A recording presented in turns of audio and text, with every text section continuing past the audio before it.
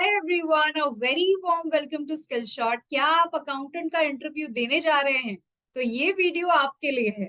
इस वीडियो में मैं बात करने वाली हूँ कि क्या तरीके का क्वेश्चन आपसे पूछा जा सकता है। जरूर पढ़ के जाइए, क्योंकि मैं इसलिए बोल रही हूँ कि आराम से आपका अकाउंटेंट इंटरव्यू क्रैक होने वाला है। वीडियो को शुरू से लेकर अंत तक जरूर देखिएगा। अगर आपकी कोई भी क्वेरी है तो कमेंट कीजिए, वीडियो अच्छा लगता है तो लाइक और शेयर कीजिए। अगर अभी तक आपने हमारे चैनल को सब्सक्राइब नहीं किया है तो सब्सक्राइब कीजिए और बेल आइकन को प्रेस कीजिए सबसे पहले वीडियो पाने के लिए। चलिए हम स्टार्ट करते हैं। हम शेयर कर रहे हैं और जरूर बताइए कि कितना आंसर्स आपको आ रहा है, ताकि मुझे भी पता चले कि आप कितने प्रिपेयर्ड हो। चलिए स्टार्ट करते हैं। तो accountant interview question and answer. सबसे पहला क्वेश्चन आता है कि आपको, who is liable to deduct TDS? आखिर कौन लाइबल है टीडीएस काटने के लिए? बहुत लोगों को पता ही नहीं रहता है कि लाइबिलिटी आखिर किसकी है। तो सबसे पहले, अगर अभी कंपनी, पार्टनरशिप फर्म और एलएलपी है तो आप लाइबल है टीडीएस डिडक्ट करने के लिए। तो आपको टैन नंबर लेना पड़ेगा या पड़ सकता है, डिपेंड करता है अगर आपका थ्रेशोल्ड एक्सीड होता है तो। अगर आप इंडिविजुअल एचयूएफ है, only if their accounts are audited under section 44AB of the income tax act in the preceding financial year। अगर आप टैक्स ऑडिट के लिए लाइबल है प्रीसीडिंग फाइनेंशियल ईयर में तो आपको टैन नंबर लेना पड़ सकता है। एक्सेप्शन है सेक्शन 194 आईए और आईबी। आईए और आईबी वाले को इवन इफ उनका टैक्स ऑडिट नहीं हो प्रीवियस ईयर, फिर भी वो लाइबल हो जाते हैं टैक्स डिडक्शन के लिए। तो ये दोनों के केस में लाइबिलिटी आ जाती है टीडीएस डिडक्ट करने की। Question 2, mister XYZ was paid ₹30,000 in advance on 15 जुलाई। तो उन्होंने पे किया है 30,000 रुपया 15 जुलाई को और बिल रेज किया है 31 जुलाई को, and the rest of the payment is to be made. मतलब अभी तक पेमेंट हुआ नहीं है, पेमेंट करना है रिमेनिंग। सपोज टोटल जो है इनवॉइस का वैल्यू है 50,000, 30,000 पहले ही पेमेंट हो गया। तब क्वेश्चन आता है ये टीडीएस कब डिडक्ट होगा। बहुत सारे जन कंफ्यूज हो जाते हैं कि मैम कब डिडक्ट होना चाहिए, जब इनवॉइस रेज हो रहा है तब डिडक्ट करें, क्या जब पेमेंट हो रहा है तब डिडक्ट करें?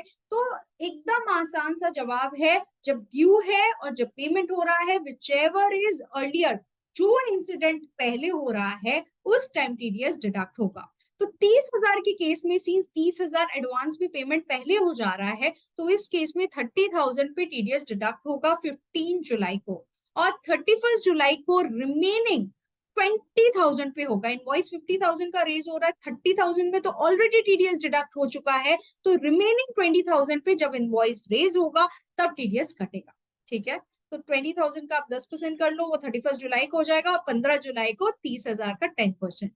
चलिए आगे बढ़ते हैं। क्वेश्चन 3 एकदम सिंपल सा क्वेश्चन है, लेकिन लोग नहीं बता पाते। What is the late fee for non filing of TDS return?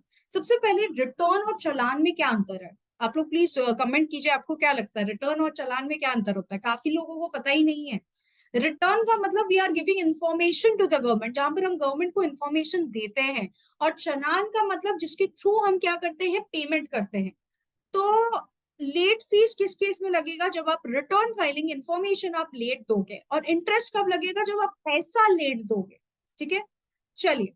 Deductor will be liable to pay by way of a fee ₹200 per day during which the failure continues. 200 रुपए per day है late fee. However, the penalty should not exceed the total amount of TDS deductible for which the statement was required to be filed। चलिए इसको समझते हैं कि जो penalty का amount है वो टीडीएस के अमाउंट को एक्सीड नहीं करेगा। एक एग्जांपल मैंने लिया है, आप देख सकते हैं। सपोज कीजिए अप्रैल, मई और जून में मेरी टोटल लाइबिलिटी अगर आप देखें तो 250 रुपए, मतलब मैंने 50 रुपए अप्रैल में डिडक्ट किया, मई में 100 रुपए डिडक्ट किया, और जून में 100 रुपीज मैंने डिडक्ट किया है। तो टोटल मैंने 250 डिडक्ट किया है। 31 जुलाई ड्यू डेट होता है, आप लोग को सबको पता है। अप्रैल में जून का 31 जुलाई ड्यू डेट है, तो 200 रुपया पर डे क्या हो गया आपका? अगर मैं लेट फाइल करती हूँ तो 200 रुपया पर डे लगता है। तो लेट फाइल सपोज मैं 3 अगस्त को फाइल कर रही हूँ, तो 2 दिन का मेरे को लेट फीस लगेगा, that is 200 into 2, that is 400, subject to maximum amount of TDS. तो मैंने टीडीएस कितना डिडक्ट किया? 250 रुपया। तो मेरे को पेनल्टी कितनी देने पड़ेगी? 250 रुपया तक, विच एवर इज लोअर हमको देखना है। ठीक है, अगर ये सपोज टोटल करके 1000 रुपए आता तो विच एवर इज लोअर हम कितना देते, 400 रुपए का लेट फीस देते। तो subject to maximum amount of TDS हमको लाइबिलिटी देनी होगी, लेट फीस देनी होगी। ओके, चलिए एक और क्वेश्चन आता है, बहुत इंटरेस्टिंग है, लोगों को पता नहीं रहता है ज्यादातर इसके बारे में। आप ट्राई कीजिए, देखते हैं आपको आता है क्या नहीं। Skillshot Edulife private limited engage GTA inland roadways for the transportation of goods. तो ट्रांसपोर्टेशन ऑफ गुड्स हो रहा है वाया क्या, इनलैंड रोडवे। अमाउंट कितना है, 40,000। तो जीटीए का जो सर्विस होता है, जीटीए क्या है, गुड्स ट्रांसपोर्ट एजेंसी है, जो एक जगह से दूसरी जगह गुड्स ट्रांसपोर्ट करती है और कंसाइनमेंट नोट या बिल्टी इशू करती है। तो आप लोग मेरे को एक बात बताइए कि ये जो है ट्रांसपोर्टेशन ऑफ गुड्स जो कर रही है वो कहाँ कवर होता है, वो होता है सेक्शन 194C, कॉन्ट्रैक्ट में कवर होता है। और कॉन्ट्रैक्ट का लिमिट क्या है, सिंगल बिल 30,000 और एग्रीगेट में पूरे साल में 1 लाख से अगर अबव हो रहा है तो टीडीएस कटता है। अब क्वेश्चन आता है कि कंपनी कंफ्यूज है about whether it is liable to deduct TDS और नॉट। तो आप तो अकाउंटेंट हो, आप तो सिंपली बोलोगे कि मैम ये 30,000 से एक्सीड कर रहा है। अगर 30,000 से एक्सीड कर रहा है तो हमको टीडीएस तो काटना ही पड़ेगा, I am liable to deduct TDS. लेकिन ऐसा नहीं है, ट्रांसपोर्टर के केस में एक नियम है जो किसी को पता नहीं रहता है। क्या, if the transporter has furnished a declaration relating to owing less than 10 goods carriage at any time during the previous year, along with his PAN, then Skillshot is not liable to deduct TDS. अगर बंदे के पास 10 या 10 से कम goods carriage है during the financial year में, या 10 या 10 से कम उसका कैरेज हो रहा है और वो पैन के साथ ये डिक्लेरेशन दे देता है, तो उसका टीडीएस नहीं कटेगा। इवन इफ उसका लिमिट एक्सीड हो रहा है, 30,000 से एक्सीड हो रहा है, फिर भी उसका टीडीएस कटेगा नहीं। ठीक है, तो ये काफी लोगों को पता ही नहीं रहता है। ठीक है, अभी तो पता चल गया। चलिए आगे चलते। Question 5, Sumit Ranjan, a salaried employ, pays rent of ₹55,000 per month to mister Rakesh. 55,000 का रेंट है। Is he required to deduct TDS at source? If so, when he is required to deduct, also amount of tax to be deducted. तो ये सारे question है। आप बोलोगे ma'am ये तो सैलरीड एम्प्लॉय है, ये इंडिविजुअल है, इसका टैक्स ऑडिट कहाँ से होगा? ये तो एक इंडिविजुअल एचयूएफ है, कोई बिजनेस तो कैरी ऑन नहीं कर रहा है, तो उसका टैक्स ऑडिट वगैरह तो 44AB में कहाँ से ही होगा। तो क्या इसको टीडीएस डिडक्ट करना है? देखिए एक सेक्शन है, कौन सा सेक्शन है अगर मैं बोलूं, 194IB। 194IB बोलता है कि अगर आपका रेंट 50,000 से ज्यादा है, जो रेसिडेंशियल प्रॉपर्टी में आप जो रेंट दे रहे हो 50,000 से ज्यादा आप दे रहे हो, तो आपको सामने वाले का टीडीएस डिडक्ट करना है। कब डिडक्ट करना है? मार्च महीने में। कब? मार्च महीने में। तो कितना, scenes mister Sumit Ranjan page rent exceeding 50,000 per month, he is liable to deduct tax at the rate 5% of such rent under section 194IB। तो 194IB के तहत आपको क्या करना पड़ेगा? टीडीएस डिडक्ट करना पड़ेगा। 10 rupees 27,500 has to be deducted from rent payable. ठीक है, कैसे 27,500 आया अगर आप देखोगे तो कितना हुआ, 50,000 रुपए पर मंथ। कब से बंदा कर रहा है 55,000 रुपए? कब से कर रहा है? जून 2022 से। तो जून, जुलाई, अगस्त, सितंबर, अक्टूबर, नवंबर, दिसंबर, जनवरी, फरवरी, मार्च, कितना महीना हो गया? 10 महीना। 10 महीने का अगर आप देखोगे तो 55,000 का एकदम सिंपल सा, अगर आप देखेंगे 55,000 का आप कितना करोगे? 55,000 इंटू 5% इंटू 10, तो 27,500 जब आपको डिडक्ट करना है। कब डिडक्ट करना है? मार्च का जब आप रेंट पे करोगे तब आपको 27,500 काट के देना पड़ेगा। ठीक है, आई थिंक ये क्लियर है। चलिए आगे बढ़ते हैं। तो आपको ये कंफ्यूजन था कि मैम रेसिडेंशियल प्रॉपर्टी में होता है या नहीं होता है। हाँ, रेसिडेंशियल प्रॉपर्टी भी अगर आप रेंट पे ले रहे हो, 50,000 से ज्यादा रेंट है, तो सेक्शन 194IB आप पढ़ के चले जाओ। क्वेश्चन 6 देखते हैं आप लोगों को आता है क्या नहीं। Zen Decon makes the following payment to job worker Harish Patel during the previous year 22 days. तो ये उन्होंने पेमेंट किया है 20,000 ऑन 1 मई 2022, 20,000 1 मई 2022 को, 25,000 1 अगस्त 2022 को, और 28,000 1 दिसंबर 22 को, और 1 मार्च को उन्होंने 30,000 पे किया। तो ऐसे से पेमेंट किया। ठीक है, तो आप लोग मेरे को एक बात बताइए, क्या ये टीडीएस कटेगा? जॉब वर्कर के केस में टीडीएस कटता है सेक्शन 194C, कॉन्ट्रैक्ट, कॉन्ट्रैक्ट में टीडीएस कटता है।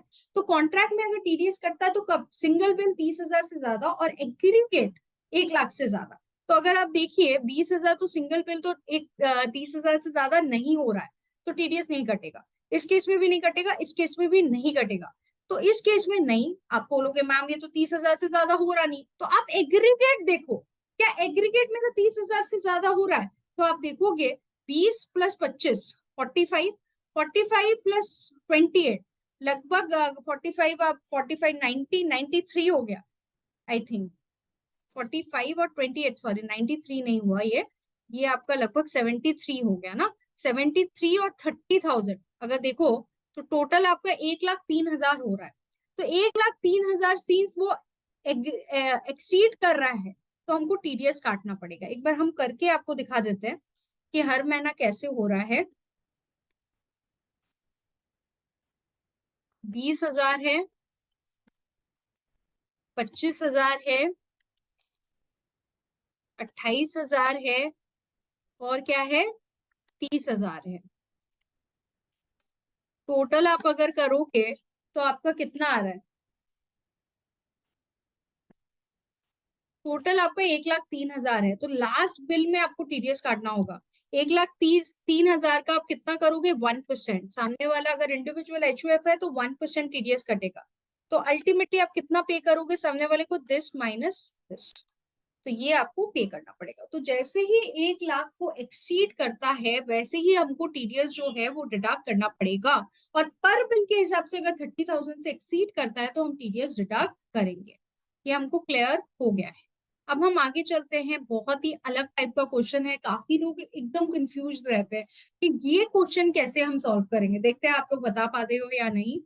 The due date of TDS deduction is 25th April and you have deducted TDS on 11th May. तो आपको TDS जो है वो ड्यू था 25 अप्रैल को, लेकिन आपने डिडक्ट कर दिया 11 मई को। And you have deposited the same on 5th April, 5th सितंबर। चलिए करके देखते हैं। तो आपने क्या किया, 25 अप्रैल को आपको डिडक्ट करना था। कब करना था? 25 अप्रैल को, ठीक है। और आपने क्या किया,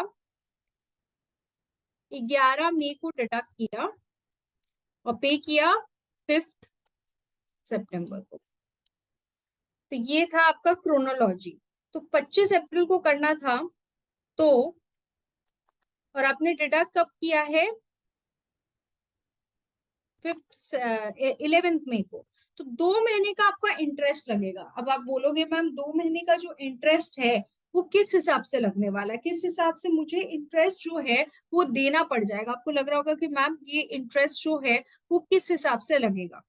तो हम लोग देखते हैं कि किस हिसाब से लगेगा। कि 25 अप्रैल का अगर हम लोग बात करें तो हम लोग मानेंगे इसको 1 महीना। इवन इफ आप बोलोगे मैम इसका तो 1 महीना कैसे माना गया, अगर एक भी दिन किसी महीने में होगा तो हम 1 महीना मानेंगे। इसमें भी 1 मंथ के हिसाब से आपका टीडीएस लग जाएगा। तो आपने डिडक्ट नहीं किया है, तो डिडक्ट जब हम नहीं करते तो टीडीएस, तो क्या रेट से टीडीएस इंटरेस्ट लगता है? 1%। अब आप डिडक्ट कर लेते हो और उसके बाद आप पे नहीं करते तो किस हिसाब से लगेगा? ये तो 2 महीने का लग गया आपका इंटरेस्ट, क्योंकि आपने डिडक्ट नहीं किया। अब आपका क्या होगा? अब वापस से अगर आप देखोगे तो 11th मई, जून, जुलाई, अगस्त, सितंबर, मतलब कितने महीने का? 1 2 3 4 5। तो 5 मंथ्स का, 5 मंथ्स का आपको क्या लग जाएगा? इंटरेस्ट 1.5% लग जाएगा। अब ये 1.5% क्या है कि आपने डिडक्ट नहीं किया। आपने क्या किया, सॉरी डिडक्ट कर लिया लेकिन आपने पे नहीं किया, तो आपको 1.5% लगेगा। अब बोलोगे 5 महीने का क्यों लगा? क्योंकि एक दिन भी अगर किसी महीना में आ जाता है तो आपको पूरे महीने का टीडीएस का इंटरेस्ट लगता है। तो इस केस में मई का कितना? 1 महीना माना गया, जून 1 महीना, 2 महीना, 3 महीना, 5 महीना, 1 2 3 4 5। तो 5 महीने का आपको क्या करना पड़ेगा? टीडीएस का इंटरेस्ट 1.5% के हिसाब से देना पड़ेगा। तो ये प्रोविजन आपको पढ़ के जाना पड़ेगा कि आप टीडीएस अगर डिडक्ट नहीं करते तो 1% लगता है, और अगर आप डिडक्ट करके पे नहीं करते तो 1.5% लगता है। ठीक है, तो ऐसे आपका इंटरेस्ट लगने वाला है। Thank you so much everyone, मेरे को काफी अच्छा लगा ये वीडियो बना के। आप भी बताइए कि आपको समझ में आया है या नहीं आया, इनकेस नहीं आया तो जरूर बताएं। Thank you so much everyone.